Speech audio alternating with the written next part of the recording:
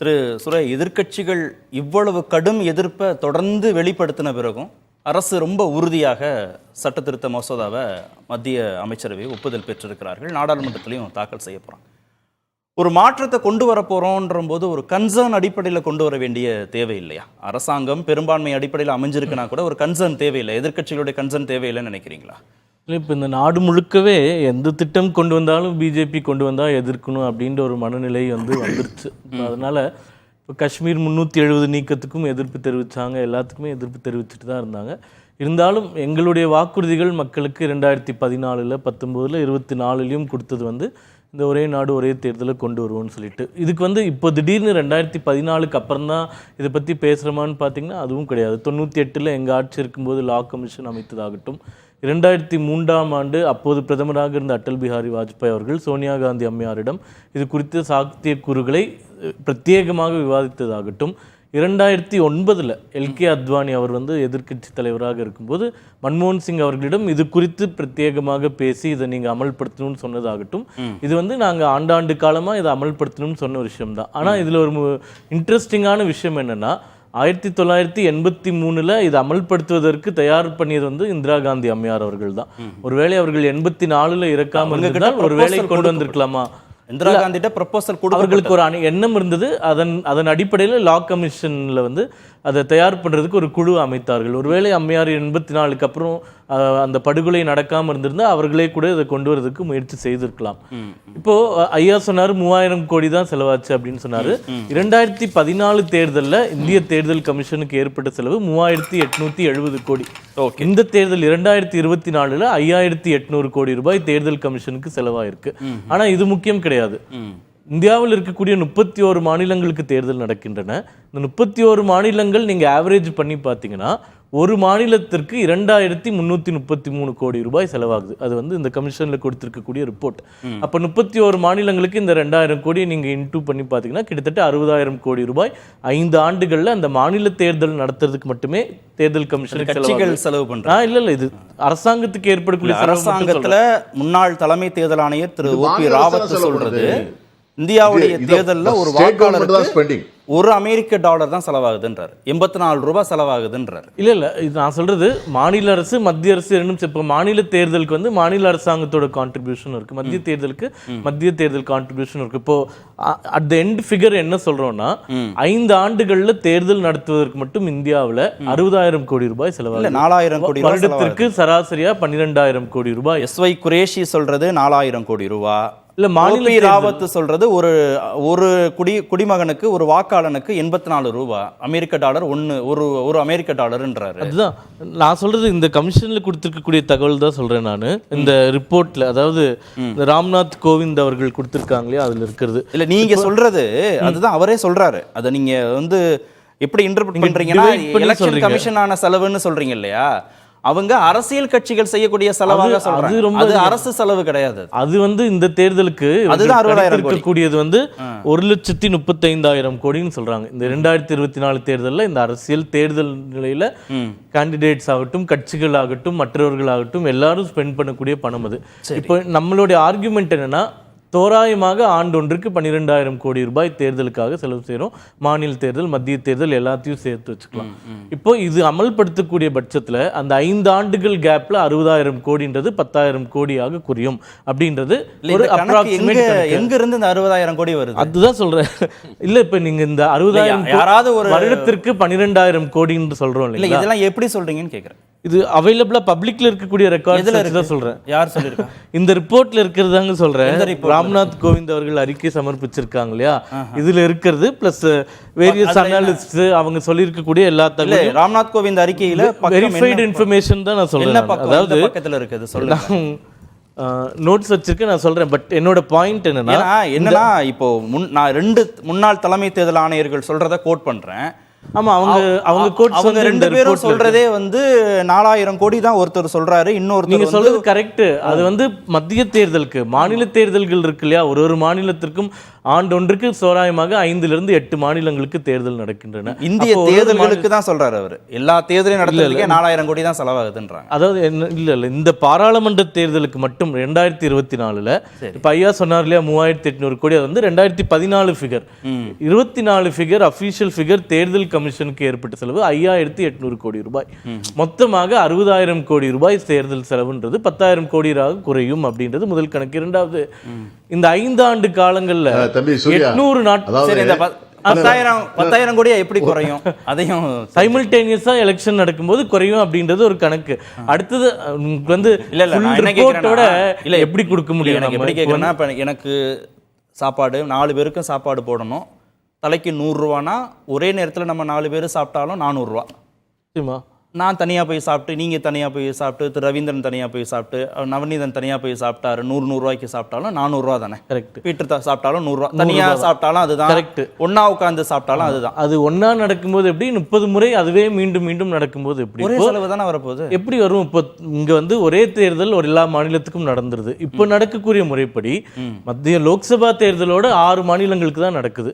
அடுத்தது மகாராஷ்டிராக்கு நடந்தது. அப்போ நீங்க எல்லாரும் திரும்பி போய் சாப்பிட்டு தான் ஆகணும், திருப்பி பணம் கொடுத்து தான் ஆகணும். அதுக்கு முன்னாடி ஹரியானா நடந்தது, அடுத்தது டெல்லி நடந்தது, அதுக்கப்புறமா பீகார் நடக்கும். ஒரு தேர்தலுக்கும் நம்ம டெப்ளாய் பண்ணிட்டு இல்லை. இதுல என்ன அவருங்க கணக்கு சொல்றாங்கன்னா, முன்னாள் தலைமை தேர்தல் ஆணையர்கள் இந்தியாவில் பயன்படுத்தக்கூடிய மின்னணு வாக்குப்பதிவு இயந்திரம் ஒன்றின் விலை சுமார் 17,000 ரூபா. விவிபேடோட விலை வந்து ஏறக்குறைய இதே போல தான் இருக்கு. இந்த நிலையில ஒரே நாடு ஒரே தேர்தல்னு திட்டத்திற்காக சுமார் 15 லட்சம் புதிய மின்னணு வாக்குப்பதிவு இயந்திரங்களும் புதிய விவிபேட்டும் வாங்கணும். அதுக்கு 3-4 அதை ஸ்டோர் பண்றதுக்கு இடம் வேணும். இதுதான் செலவை கூட்ட போகுதுன்னு அவங்க சொல்றாங்க. அது ஒன் டைம் எக்ஸ்பெண்டிச்சர். அது ரிக்கரிங்கா உங்களுக்கு 5 ஆண்டுகளுக்கு ஒரு முறை தான் தேர்தல்னு வரும்போது அந்த முழு கட்டமைப்பு, இப்போ எலக்டோரல் ரோல்ஸ் ப்ரிப்பேர் பண்ணுறது ஒரு எக்ஸாம்பிள் வைத்துக்கொள்ளலாம். இப்போ இந்த பாராளுமன்ற தேர்தலுக்கு தமிழ்நாட்டில் ப்ரிப்பேர் பண்ணணும், அடுத்தது தமிழ்நாட்டில் ஃபுல் எக்ஸசைஸ் அடுத்து 2 ஆண்டு காலில் திருப்பி நம்ம ப்ரிப்பேர் பண்ணணும். இது எல்லாமே ஒரு செலவாக வரும்போது குறையும் அப்படின்ற ஒரு கன்சாலிடேட்டட் எக்ஸ்பெண்டிச்சர் எஸ்டிமேட் தான் அவர்கள் செலவு குறையுங்கிறது ஒரு பாயிண்ட். அது போக இப்போ இந்த ரிப்போர்ட்டில் ராம்நாத் கோவிந்த் அவர்கள் ரிப்போர்ட்டில் என்ன சொல்கிறாங்கன்னா, 5 ஆண்டு கால தேர்தல் சைக்கிளில் 800 நாட்கள் வந்து மாடல் கோட் ஆஃப் கான்டக்ட் வந்து இம்ப்ளிமெண்ட் பண்ணப்படுது. லோக்சபாவை தவிர்த்து ஒரு மாநிலத்துக்கும் எடுத்து பார்த்தீங்கன்னா அதுல பாலிசி பேராலிசிஸ் வருது அப்படின்னு சொல்றாங்க. இது எல்லா தலைவர்களும் பல காலகட்டங்களில் வைத்த விஷயங்கள் தான். உதாரணமா சமாஜ்வாதி கட்சி எடுத்துக்கோங்களேன். அவர்கள் இந்த திட்டத்துக்கு இதற்கு முன்பு ஆதரவு தெரிவித்திருந்தவர்கள் இப்போ பிஜேபியினுடைய கோல வச்சதுனால அது வேணான்னு சொல்றாங்க. இந்தியன் யூனியன் முஸ்லீம் லீக் அவர்கள் வந்து ரெக்கக்னைஸ்டு பார்ட்டி. 2018 இதே காங்கிரஸ் கட்சியினுடைய சுதர்சன நாச்சியப்பன் அவர்கள் தலைமையில் ஒரு பாராளுமன்ற குழு அமைக்கப்பட்டு ஒரே நாடு ஒரே தேர்தல் சாத்தியமான்னு படிக்கும்போது இந்தியன் யூனியன் முஸ்லீம் லீக் அவர்களுடைய அஃபிஷியல் ரெப்ரசன்டேஷன் வந்து இந்த நடைமுறை வந்து நாட்டுக்கு நல்லது அப்படின்ற கருத்தில் அவங்க அப்பா ஆதரவு தெரிவிச்சாங்க. இப்போ வந்து எதிர்ப்பு தெரிவிக்கிறாங்க. அதனால அரசியல் நிலைப்பாடுகள் மாற மாற நிறைய விஷயங்கள் மாறும். இப்போ இந்த நடைமுறை அமல்படுத்தினா பிஜேபிக்கு கூட பெரிய பிரச்சனைகள் வரலாம். அதாவது இப்போ பீட்டர் அல்ஃபோன்ஸ் அவர்கள் சொன்ன மாதிரி ஒரு சென்டிமெண்ட் வந்து அகெயின்ஸ்டா வரும்போது எல்லா மாநிலங்களையும் இழக்கிறதுக்கு கூட வாய்ப்புகள் இருக்கு. ஆனா இப்போ காஷ்மீரில் 370 நீங்கள் நீக்கினதுனால காஷ்மீரில் ஜெயிச்சிங்களா அப்படின்னு கேட்டீங்க. காஷ்மீரில் ஜெயிக்க மாட்டோம்னு எங்களுக்கு தெரியும். ஆனால் இருந்தாலும் நாங்கள் ஒரு கமிட்மெண்ட் 50 ஆண்டு காலமாக கட்சி நடத்திட்டு இருக்கோம், இந்த கொள்கைகளை வலியுறுத்திட்டு இருக்கோம். இப்போ காஷ்மீரில் நாங்கள் ஜெயிக்கலனாலும் பரவாயில்ல, இந்த நாட்டுக்கு நல்லதுன்றதுனால 370 நீக்கணும்னு அதை அமல்படுத்தணும். இப்போ இந்த ஒரே நாடு ஒரே தேர்தலும் அதே மாதிரி தான். இல்லை, இதனால ஜனநாயக கட்டமைப்பு பாதிக்கப்படும்.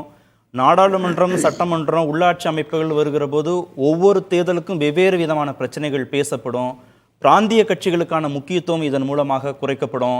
மாநிலத்தின் குரல்களே இருக்காது, கொஞ்ச நாள்ல மாநிலங்களே இருக்காது.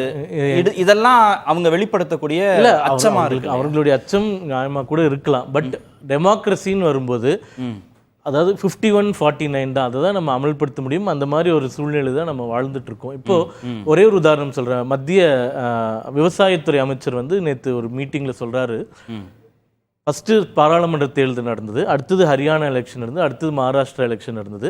கடந்த 6 மாதத்தில் என்னால் வேலையே செய்ய முடியல, அதாவது அமைச்சரக ரீதியான வேலையை செய்ய முடியல. எனக்கு வந்து தொடர்ந்து அரசியல் பணிகள், கேம்பெயின்ஸ் இதுவே நடந்துட்டுருக்கு. அப்போ கவர்னன்ஸில் வந்து எங்களால் அட்டென்ஷன் கொடுக்க முடியல அப்படின்னு சொல்கிறாங்க.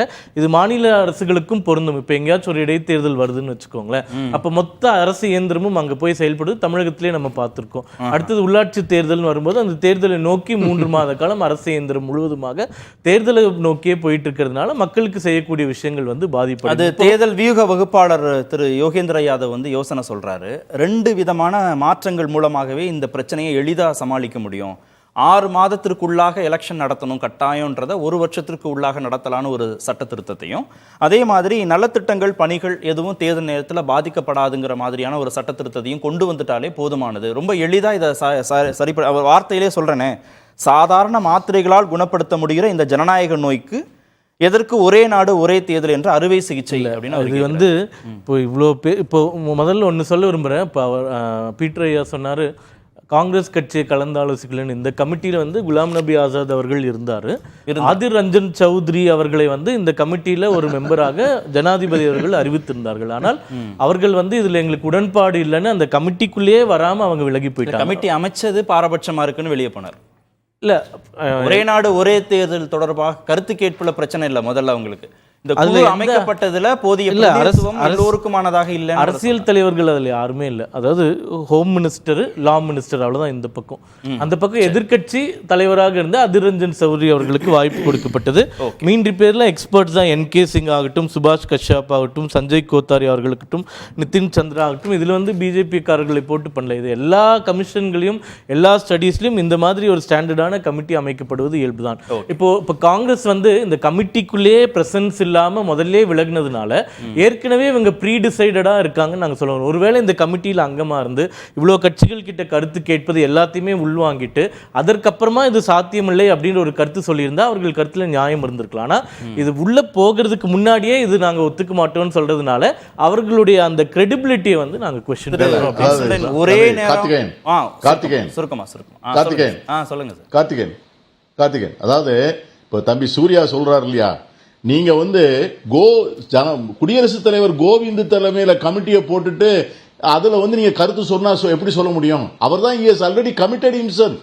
அவர் ஓப்பனா வந்து டிக்ளேர் பண்ணிட்டாரு. இது 2018 அவர் இந்த தேர்தலை இப்படித்தான் நடத்தணும்னு டிக்ளேர் பண்ணவரை கொண்டு போய் நீங்க சேர்மனா போட்ட பிறகு அதுல சொல்றதுக்கு என்ன இருக்கு? அதுல நீங்க வந்து இதே காஷ்யாப்ப தலைவரா போட்டிருந்தீங்கன்னு வச்சுங்க, நீங்க சொல்ற காஷ்யாப்ப தலைவரா போட்டிருந்தா அது வந்து எல்லாருமா போய் சொல்லக்கூடிய சூழ்நிலை வரும். நீங்க ஜனாதிபதி கோவிந்த போட போய் தான் பொதுமக்களே 25,000 ரெப்ரசன்டேஷன் தான். 140 கோடி மக்கள் இருக்க இடத்துல வெறும் 25,000 பேர் தான் இதற்கான வந்து உங்களுக்கு ரெப்ரசன்டேஷன் கொடுத்திருக்காங்க. அப்ப எவ்வளவு புவர் ரெஸ்பான்ஸ்? ஏன்னா இந்த குழுவின் மீது மக்களுக்கு நம்பிக்கை இல்லை, அக்கட்சிகளுக்கும் நம்பிக்கை இல்லை. அவ்வளவுதான்.